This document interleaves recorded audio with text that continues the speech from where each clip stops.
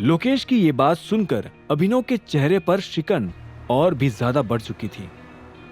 आप पापा को कैसे जानते हो?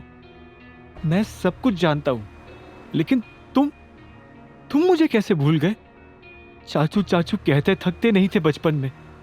लोकेश की बात खत्म होती ही अभिनव शॉक्ड होकर 2 कदम पीछे हो गया।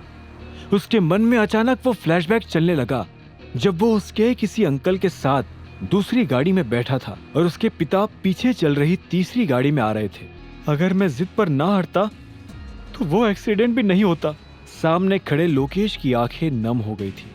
अभिनव के मन में अभी भी वो सालों पुराना दृश्य ही चल रहा था जिसमें लोकेश को गोली लगने की वजह से गाड़ी कंट्रोल से बाहर जाकर एक पेड़ से टकरा गई थी और लोकेश तुरंत ही बेहोश हो गया था।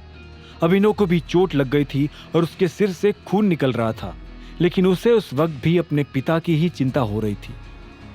अब कुछ याद आया टाइगर? लोकेश ने अपने आंसू पोंछते हुए पूछा। और इसी वक्त पुराने हादसे की सोच में खोया हुआ अभिनव भी अपने होश में वापस आया। उसने गहरी सांस ली और धीरे से कहा, हाँ, मुझे याद आ गया। आप ही थे वो आदमी जिन्हें मैं लोकेश चाचू कहकर पुकारता था, और आपकी वजह से आज। Sorry tiger, I am really sorry. I know ये सब मेरी वजह से ही हुआ था। दुनिया कहां से कहां पहुंच गई, लेकिन मैं अभी भी उस रात में फंसा हुआ हूं। मुझे पता है मलाल करने से कुछ नहीं होगा, पर मैं सिवाय मलाल की और कर भी क्या सकता हूं। I am really sorry. Lokesh ने भरी आंखों के साथ अभिनव से यह सब कुछ कहा। अभिनव की आंख से भी एक आंसू निकल आया था। आपने इतने सालों में मुझे एक भी बार ढूंढने की कोशिश क्यों नहीं की? अभिनव ने अपने आप को संभालते हुए पूछा। लोकेश ने कहा, इतने सालों से तुम्हें ढूंढने के लिए दिन रात एक कर डाली थी टाइगर, लेकिन जब कुछ ना हाथ लगा तो ऐसे लगने लगा कि तुम्हारी भी एक्सीडेंट के बाद उस गाड़ी के ब्लास्ट में ही मौत हो गई थी। काश हो जाती, अभिनव ने पलटकर धीरे से कहा। उसके शब्द सुनकर लोकेश फिर से उसके सामने आकर झुक गया। ऐसा मत कहो टाइगर, तुम्हें जो सजा देनी हो मैं तैयार हूं। बस अपने आप को अकेला महसूस मत करो। तुम्हारा ये अंकल आज भी तुम्हारे लिए कुछ भी करने को तैयार है। अभिनव ने लोकेश को झुकते हुए देख फिर से उसे उठाया और उसके कंधे पर हाथ रखते हुए कहा, अगर कुछ भी करने के लिए तैयार है तो इस तरह झुकिए मत। आप मेरे लिए अंकल थे और आज भी हो। अब मुझे यह भी समझ आ गया है कि नंदिता ने यहीं पर मिलने के लिए क्यों बुलाया था। अभिनव ने भी फीकी मुस्कान लाकर कहा, जिस पर लोकेश मुस्कुराकर बोल पड़ा, तुम दोनों बचपन में एक दूसरे के बिना सांस भी नहीं लेते थे।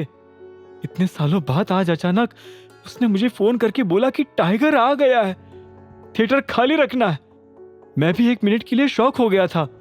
इसी वक्त थिएटर का गेट अचानक खुल गया। आप दोनों मेरे बिना ही सारी बातचीत कर लोगे क्या? मीठी आवाज में शिकायत करते हुए अलायना अंदर आ गई। उसके चेहरे पर आज अलग सी खुशी नजर आ रही थी। वक्त आने पर यह भी बता दूंगा दोनों को, लेकिन अभी तुम बताओ, क्या स्पेशल न्यूज देने के लिए यहाँ पर बुलाया है? अभिनव ने अलायना की स्माइल नोटिस करते हुए पूछा। वेल, सबसे पहले तो अंकल से तुम्हारा रीयूनियन करवाना चाहती थी, लेकिन तुम दोनों की बातें सुनकर लगता है कि वो ऑलरेडी हो चुका है। तो अब डायरेक्टली दूसरी बात पर आती हूँ। मोंटी कल सुबह ही वापस आ रहा है। अलायना ने अभिनव और लोकेश के नजदीक आकर कहा। यह खबर सुनते ही अभिनव के हाव भाव रूखे पड़ गए। कल ही आ रहा है? वो तो 1-2 महीनों बाद आने वाला था ना? अभिनव ने भौहें ऊपर करते हुए कहा। वो तो मुझे भी नहीं पता, पर तुम अचानक इतने टेंस क्यों हो गए? तुम्हें तो खुश होना चाहिए। उसके कल ही वापिस आने से तुम्हें भी कल ही सारी कंपनीज के ऊपर अपना हक मिल जाएगा, है ना? अलायना ने नोटिस कर लिया था कि ये खबर सुनकर अभिनव खुश नहीं हुआ था, जिससे वो थोड़ा कंफ्यूज भी हो गई थी। अलायना, तुम्हें पता है ना, कंपनी में एक गद्दार है। उसे पकड़ने के लिए मुझे अभी भी नॉर्मली ही रहना पड़ेगा। अभिनव ने खुश ना होने की सफाई देते हुए कहा। हालांकि मोंटी के रिटर्न से वो खुश क्यों नहीं था, इसके पीछे कारण दूसरा था। अभिनव को डर था कि कहीं मोंटी को इस बात की भनक तो नहीं लग गई थी कि टाइगर लौट आया है, नहीं तो वो इस तरह अचानक क्यों आएगा। मुझे तो ये समझ नहीं आ रहा है कि मोंटी एकदम से कैसे वापस आ रहा है। अलायना ने अपना सिर हिलाकर सोचते हुए कहा। इसमें समझने जैसा क्या है? तुम भी जानती हो वो कितना मूडी इंसान है, जब चाहे जहां चाहे चल पड़ता है। अभिनव ने अलायना के दिमाग में आ रहे डाउट को पहले ही क्लियर कर दिया ताकि उसे बाद में कोई शंका ना हो। तो फिर अब क्या करना है? मोंटी के आ जाने के बाद तुम कंपनी के उस गद्दार को कैसे पकड़ोगे? अलायना ने अभिनव से आई कांटेक्ट करते हुए पूछा। आगे की कहानी जानने के लिए देखें अगला एपिसोड सिर्फ पॉकेट एफएम के यूट्यूब चैनल पर, और द रिटर्न ऑफ टाइगर के सारे एपिसोड्स को सुनने के लिए डिस्क्रिप्शन में दी लिंक से डाउनलोड करें पॉकेट एफएम ऐप।